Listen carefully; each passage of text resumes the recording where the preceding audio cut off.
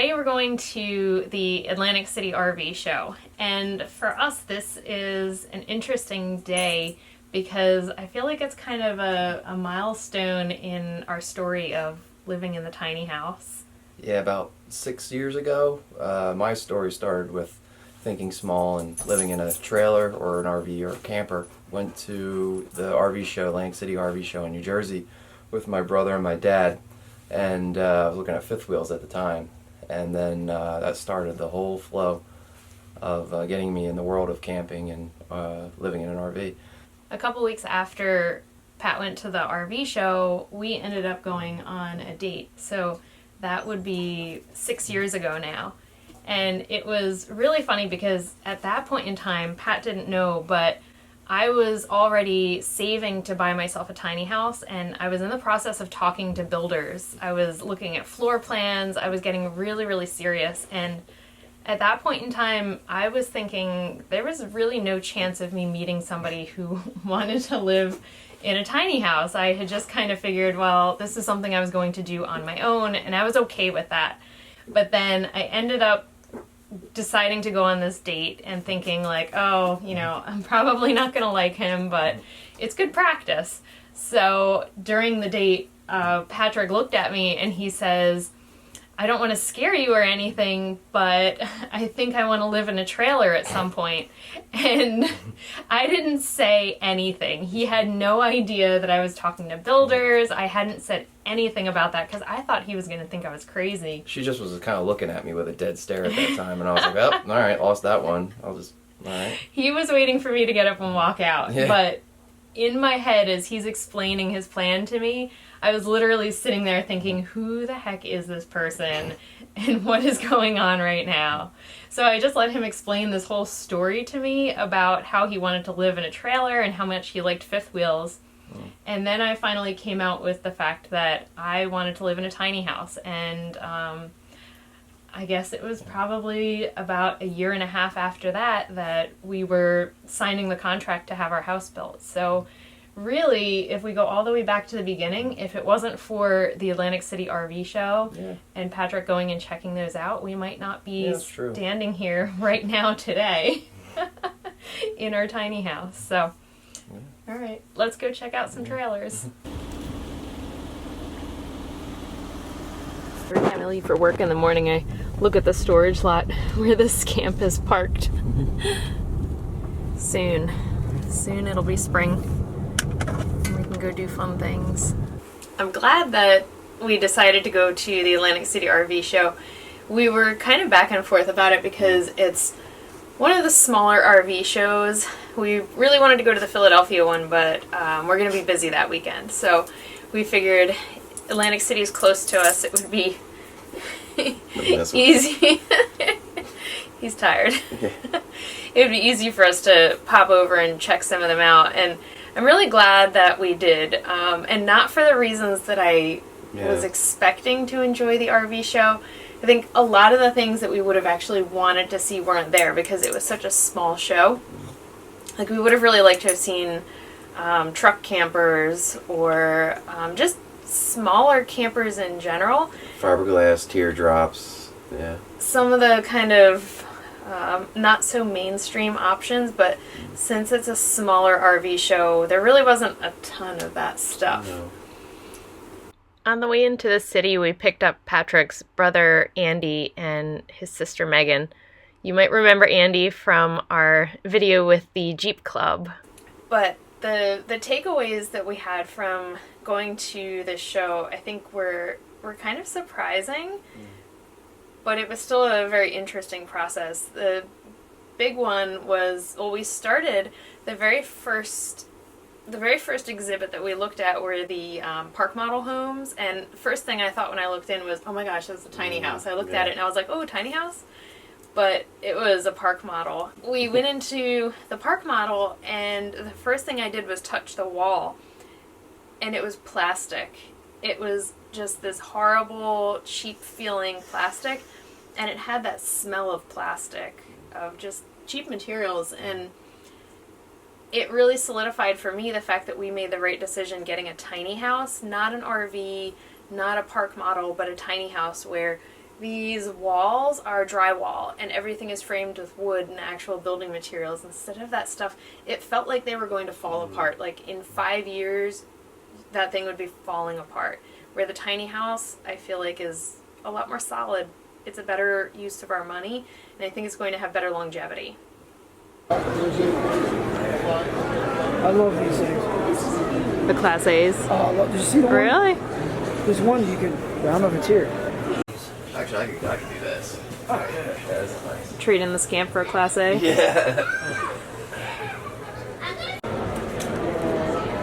Why do you want me to go? What year? Ah, the Airstreams. Don't take me one of these things. I just rip all. You breaking things? No, it's got a pin. It is better than the vans. Yeah, what's the bathroom look like? Doable. Actually, the Scamp, you have more space. You do, yeah. What are you hanging here? I feel like the Scamp is the same length, but a better layout. Like a much better layout. I can't even stand up next to this table. Yeah. And 4 times as much. Yeah. It's cool. Well, actually, they still transport the astronauts. Oh, yeah, yeah.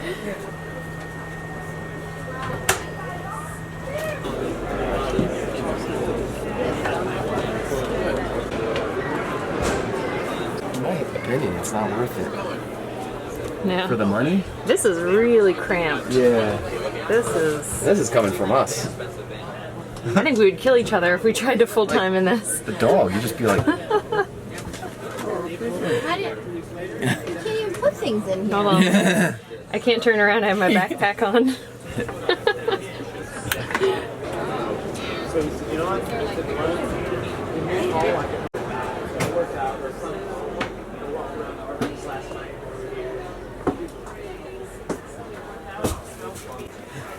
I like the windows all around the bed. Yeah. Oh, that's They're really cool. That is cool. Like if you're staying somewhere with a good view. This makes more sense. Yeah. Makes more sense than the towable van, or the van. It's not bad. No. Doable. Use it your head. Because it bubbles up there. Oh, the curved Yeah. ceiling. Yeah. That's the one part. Yeah. You have to be tall to drive them to be able to see, but short to maneuver them. Yeah.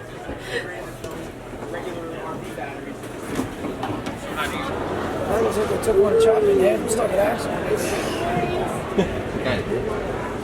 47,935. I can get behind this. Yeah. I mean, the difference in quality from Yeah. the other ones to the Airstreams is like Night and day. obvious. Night and day. And you can smell it. Way more Doesn't smell. solid. Yeah. Doesn't smell like plastic. I really didn't like the way those other ones smelled. No. This one's pretty good. Yeah. After we walked through the RV show and checked out the Class A's and vans and all sorts of things, we all agreed that our favorite one, if money was not an object, was the Airstream. Because you could see such a stark difference in the quality of craftsmanship between the giant travel trailers that were just very gimmicky and cheap to the Airstream, which was like solid craftsmanship. But you're paying for that craftsmanship for sure. And the weight. The weight is really heavy. But it was the Flying Cloud was just a beautiful layout. The floor's sturdy. Yeah, I don't feel like you're going to break through the floor. Yeah. They do really good windows. The closet. This is gonna redone. Just ignore that creaking sound. Yeah. This one's Bathroom. doable. Alright, oh, it's a separate toilet on this side and then shower on the other side. That's kind of nice because I feel like it makes the flow of things go easier. Wow. It had this huge back door that would open all the way up with a screen that would give you so much airflow if it was a really nice day outside. The windows around the bed were just beautiful. Not so much if you were in a campground where somebody's parked right next to you because they would have like direct view into your bedroom. But if you were parked somewhere kind of remote that was really pretty and you had all those windows, it would just be amazing. So that was everybody's favorite pick for the show, the Airstream. The other thing that we noticed, well, actually, I think Patric's sister noticed this the most, when Megan was trying to reach into some of the cabinets, or not even so much the cabinets, but there was one RV where there was a microwave that she couldn't even reach into because it was so high, and the freezer on top of the refrigerator, she was like on her tiptoes trying to reach. If there was something in the freezer, she wouldn't have been able to reach it to get it out. See what's in there. Oh, you climb up there and sleep. Yeah, it's like another story to sleep in.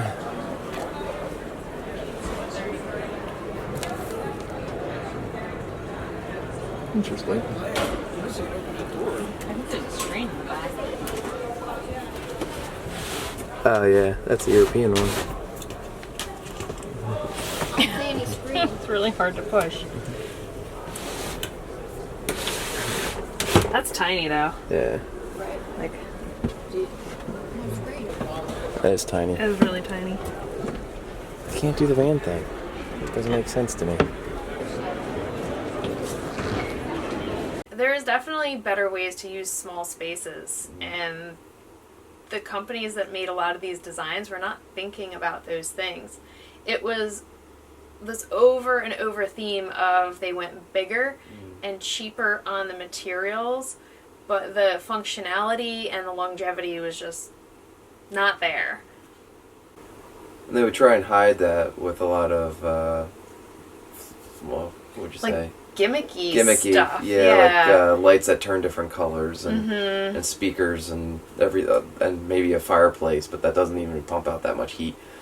A vibrating chair that sort of doesn't really do anything. Felt like your cell phone was going off. Yeah, it was just stupid things, and I'm like, that's probably going to break in a year or two. Yeah. But that's really, it's like they're trying to catch people's attention with these really gimmicky things instead of putting the quality into the craftsmanship of the actual RV or into actually putting thought into the layouts. Yeah. Like some of the layouts, I was like, have these people never been camping before? Like, what are they thinking? 2 seconds, I looked at a few things and I was like, oh, that's not going to work. And that was about the theme the whole time we were going at the RV show. We kept seeing the same thing of a lot of money, and they also say it's light, it's ultra light, but it also means the product's not as good. It was just like crappy materials. It felt like you could stomp your foot and your foot was going to go through the floor of the RV, or you would like bump into a wall and the panel would fall off or something. It was like you were getting what you were paying for. These RVs seemed like they were affordable, but they were just made out of the crappiest materials. What's that wall? What's that? I put my fist through it. It's cheap. And like, why do they... Yeah. This is going to collect all the mud and dirt. All the dog right hair. Smack in the middle. We're feeling pretty good about the Scamp right now. Yeah, I'm feeling really good about the Scamp. Like, this is like losing the point, you know? Yeah. It's okay though, you got 20 years to pay for it. At $560 a month. Yeah. It's totally worth it. When we were leaving, though, we definitely agreed that even if somebody was going to give us one of those RVs, I would still want the Scamp. Yeah. For us, the Scamp checks all of the boxes. It's lightweight. It was affordable. It has really good quality craftsmanship. It's easy to tow. Retain its value. It retains its resale value. Yeah. We didn't have to go into debt to get it. So it's really, it's still our favorite, which is pretty awesome. Yeah. I was kind of scared going there and be like, oh, I could have had this or I could have had that and whatever, but this actually reinforced the idea of the Scamp. Mm-hmm. Like, we don't have to get a bigger tow vehicle. We can work with what we got. A Jeep Cherokee with 6 cylinders. Nothing special. Yeah. Not even the Grand Cherokee. We're just going to get a weight distribution and a sway bar for it to upgrade it and make it safer. But that's pretty much the only upgrade we have to do to it for now. Actually, Dodge feels the best. Headroom? Yeah, you might hit the back of your head on that corner. I'd have to put it up. I can't. It's better than the other ones. It's better. Yeah. Yeah, it's still design flaw. Don't like it. one out.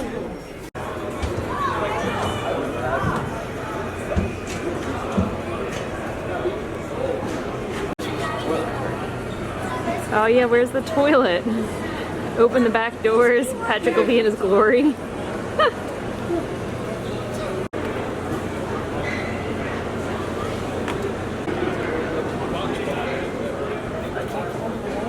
little bit better than the other ones. No toilet though? Here. Or is there, oh okay. Ow, I already hit my head. No toilet. What is that? I don't know. Wait. Oh, there's a, is it like a cassette toilet? Maybe. What? I don't know, I'm confused. Yeah. Then we looped around to the pop-up campers, and I was like, oh, I want to see a pop-up camper. I've never been inside of one, especially not a new one. So we went around to the pop-up campers, and that was another thing, like I really don't like new RV smell. They smell like plastic, and it was kind of giving me a headache. I don't think it was good that it's like off-gassing all those things. The tiny house never had that. It just smelled like wood when we got it, so that was really nice. But the pop-up campers, they were like $15,000. They were heavier than the Scamp, and it was like $140 payments per month for 12 years. Yeah. 12 years. I don't know who needs to hear this, but do not finance a camper. Yeah. If you can't afford to pay cash for a recreational vehicle, you should not be buying a recreational vehicle. That is not something that you go into debt for. It's worse than a car. Look at the bathroom. Did you see this bathroom? It's like a little stall thing. Huh. I'm sleeping in the back. You're sleeping in that bed and someone's like literally I can shower afterwards if I really make a mess. Well. That's terrifying. Welcome. Oh jeez. Oh no. Welcome. This is what you have to look forward to when you go camping with us. And it'll take you 12 years to make those payments. 12 years? 12 years. $145 for 144 months. Oh my god. 12 years. Alright, we're not getting a pop-up. It's finalized. They depreciate. You'll end up underwater on your loan. You won't be able to sell it because the value plummets so quickly. And again, the materials are crappy, so it's probably going to break and you're going to have to put money into it to fix it. It just boggles my mind how much money was getting thrown around today, because there were sold signs on a lot of super expensive rigs. I think you almost said foreclosures. There might be a lot of foreclosures coming too. And divorces. Oh gosh. So the good thing is that we were leaving the RV show without having trailer envy. Oh yeah. That's we were really confident in our choice to get the Scamp. And I know some people have been like, oh, you paid too much for that trailer. And I'm looking around the RV show and I'm going, nope. Nope, we're good. We made a good choice. Yeah. So that's nice. Yeah. So all in all, I think it was a productive day going to the RV show and just looking around. It's always fun to be in that world of RVs and campers, and especially because we're getting cabin fever this time of year and we can't wait to get out and do things. But I am super happy that at the end of the day, the Scamp is our favorite thing, and we're really glad that that's our rig for this summer that we're going to get to travel around in. So it will be spring soon.